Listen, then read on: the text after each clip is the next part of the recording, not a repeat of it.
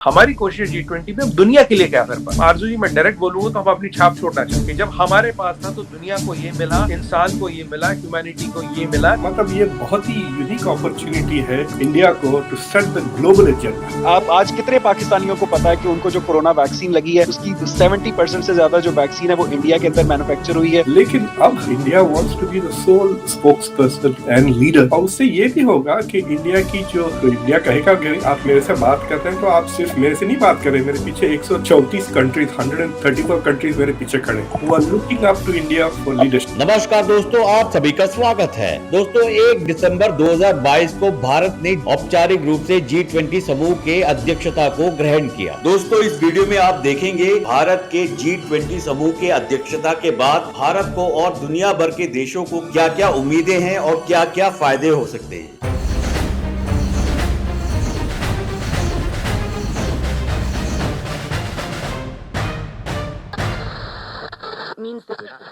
India ने formally जो है वो G20 की प्रेसिडेंसी ले ली है। इंडिया जो है that is working to build the blueprint बनाना चाह रहे हैं G20 की प्रेसिडेंसी का, और वो फोकस करना चाह रहे हैं ग्लोबल साउथ के ऊपर। जिस तरह से उसका कॉन्स्टिट्यूशन है उसमें सिर्फ 19 मुल्क और यूरोपियन यूनियन है, लेकिन इनकी जो कॉन्सेंट्रेशन ऑफ पॉपुलेशन और कॉन्सेंट्रेशन ऑफ जीडीपी जो है तकरीबन 80-85% ऑफ द ग्लोबल जीडीपी। तो G20 is a very small club which controls a lot of global finance, और उसका क्रिएशन जो 2007 और 8 की रिसेशन के बाद उसका एक ही मकसद था कि ग्लोबल फाइनेंशियल पॉलिसीज को वो स्टेबलाइज करे। We are thinking of the whole world. हम अपने लिए नहीं सोच रहे how can I do the good of the collective world. मैं आज आपको कह रहा हूँ, अमेरिकन कैपिटलिज्म भी सस्टेनेबल नहीं है, ना ही कम्युनिज्म सस्टेनेबल है। आपका वो इकोनॉमिक प्रैक्टिस सस्टेनेबल है जहां ह्यूमन इज फर्स्ट। आप आदमी को सोचते हुए करें, ये नहीं कि आदमियों का खून निचोड़ लो। हम 200 कंट्रियों को दवाई देते हैं पर बाई वॉल्यूम हम नंबर 3 आते हैं, बाई वैल्यू हम 14 नंबर आते हैं। बाई वैल्यू भी हम 14 नंबर 3 आने चाहिए ना। तो इसका मतलब हम मिट्टी के दाम दवाई बेच रहे हैं, तब दुनिया के 200 कंट्री इंक्लूडिंग पाकिस्तान में हमारी दवाई जाती है। और ये जो हम कह रहे हैं फिलोसॉफिकल कॉन्सेप्ट नहीं, हमने इसको दुनिया में प्रूव करके दिखाया। कोविन ऐप की बात करें, HCQ की बात करें, ग्रीन एनर्जी की बात करें, टेक्नोलॉजी ट्रांसफर की बात करें, हथियारों की बात करें, सोलर की बात करें, IT की बात करें, दवाइयों की बात करें, कहां हमने ये चीज को प्रूव करके नहीं दिखाया। हमारी कोशिश G20 में दुनिया के लिए क्या कर पाए। आरजू जी, मैं डायरेक्ट बोलूंगा तो हम अपनी छाप छोड़ना चाहते हैं। जब हमारे पास था तो दुनिया को ये मिला, इंसान को ये मिला, ह्यूमैनिटी को ये मिला। ये हमारा थॉट प्रोसेस है। और इंडिया के लिए the chips have fallen in a very lucky way. देखिए, ये कोई G20 की presidency is not an achievement, ये रोटेशन से आती है, यानी सबको मिलेगी। जैसे आपने ब्राजील को जा रही है, उसके बाद साउथ अफ्रीका को जा रही है। इंडिया के साथ ये हुआ है कि इंडिया का turn came at the same time that India is going to be the president of the UN Security Council and India is going to also be the head of Shanghai Cooperation Organization। मतलब ये बहुत ही unique opportunity है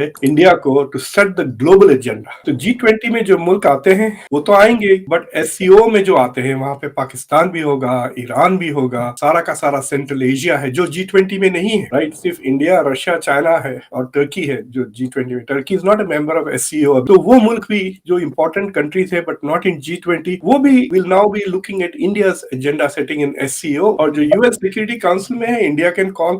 So I have a feeling कि ये India के लिए एक अपॉर्चुनिटी है to India to take off. India का जो इंटरनेशनल स्टैचर है वो और भी बढ़ जाएगा। यार, हमने ह्यूमैनिटी और ह्यूमन डेवलपमेंट हमारा पहला ऑब्जेक्टिव है। देखिए, हमने अपने सारे पड़ोसियों को सैटेलाइट दे रखा है, पाकिस्तान ने नहीं दिया, उनकी मर्जी है। हमने अपना कोविन ऐप हमारा 30 कंट्रियों में चल रहा है, हमारी दवाइयां 200 कंट्रियों में जा रही है। हम अपनी IT सर्विसेज दे रहे हैं, हम बांग्लादेशों को ट्रेन कर रहे हैं। इजिप्ट में करीब 25 साल तक उनके फाइटर पायलट हमने ट्रेन किए। हमारी फॉरेन पॉलिसी रिलीजन बेस्ड नहीं है, ये मुसलमानों के साथ अलग है, क्रिश्चियनों के साथ अलग है, यहूदियों के साथ अलग। हम ग्रो करो, जहां दुनिया में जिसकी जरूरत पड़ी हम सबसे पहले पहुंच जाते हैं मदद करने के। हमने अफगानिस्तान में 6 लाख वैक्सीन बेची, आप जानते हैं, पैसे लिए नहीं लिए। हम 5 मिलियन वैक्सीन बना रहे कोविड की। आज हमारी वैक्सीनों के कारण है कोविड खत्म हो रहा है। आप देख रहे चाइनीज वैक्सीन कितनी इफेक्टिव थी। तो अगर आप नरेंद्र मोदी जो इंडिया के प्राइम मिनिस्टर है, अगर उनका आर्टिकल आप पढ़ें, 2 चीजें उन्होंने इंटरेस्टिंग कही। एक, ग्लोबल फाइनेंशियल स्टेबिलिटी की तरफ काम किया है G20, but it has also worked towards debt relief of poor countries. But he's saying, I want to take G20 further. G20 को एक पॉलिसी ग्रुप बनाना चाह रहे हैं जहां पर इंटरनेशनल पॉलिसी बने, और उनके जो टॉप 3 प्रायोरिटीज जो मोदी ने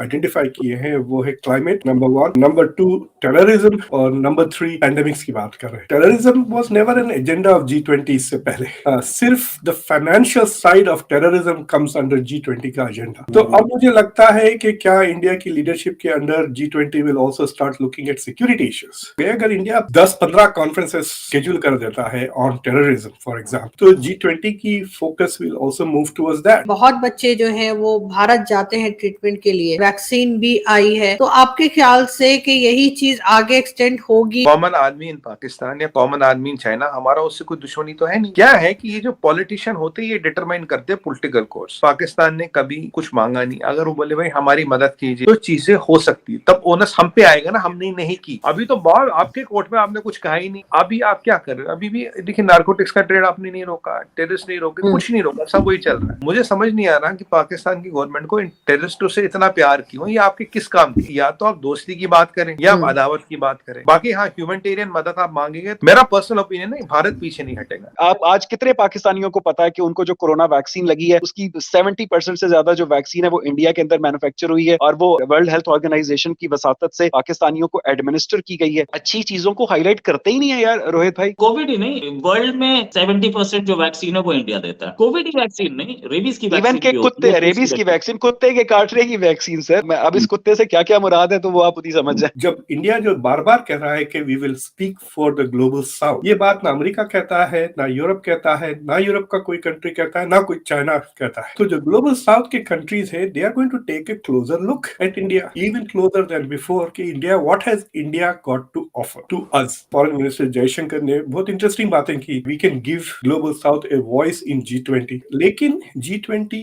से हट के भी India has a lot to offer. Digitization जो है सो हम ऑफर कर सकते हैं, टेक्नोलॉजी ऑफर कर सकते हैं, नो हाउ ऑफर कर सकते हैं। इंडिया के प्राइम मिनिस्टर ने कहा था कि हम एजेंडा लेके नहीं आ रहे अफ्रीका, हम आ रहे हैं अफ्रीका हेल्प करने, आप बताएं how we should help you. वो ही वाज टॉकिंग अबाउट इंडिया के जो वैक्सीन का प्रोग्राम था कैरिकॉम में, अफ्रीका में कई मुल्क वे very happy to get that support from India. इस बार India is not non aligning but it is making a bid for the leadership of the global south. वहां पे नॉन अलाइन मूवमेंट में वो शेयर कर रहे थे लीडरशिप, लेकिन अब India wants to be the sole spokesperson and leader. और उससे ये भी होगा कि इंडिया की जो लेवरेज है towards Europe, towards China, towards US, वो बढ़ जाएगी ना। तो इंडिया कहेगा कि आप मेरे से बात कर रहे हैं तो आप सिर्फ मेरे से नहीं बात कर रहे, मेरे पीछे 134 कंट्रीज, 134 कंट्रीज मेरे पीछे खड़े। You have 134 countries who are looking up to India for leadership. तो I think it is a very bold और काफी वाइज फॉरेन पॉलिसी है। दोस्तों, अगर आपको ये वीडियो अच्छा लगा तो प्लीज इसे लाइक करें, शेयर करें और अपनी राय कमेंट करें और मेरे चैनल को सब्सक्राइब करें और बेल आइकन भी दबाएं।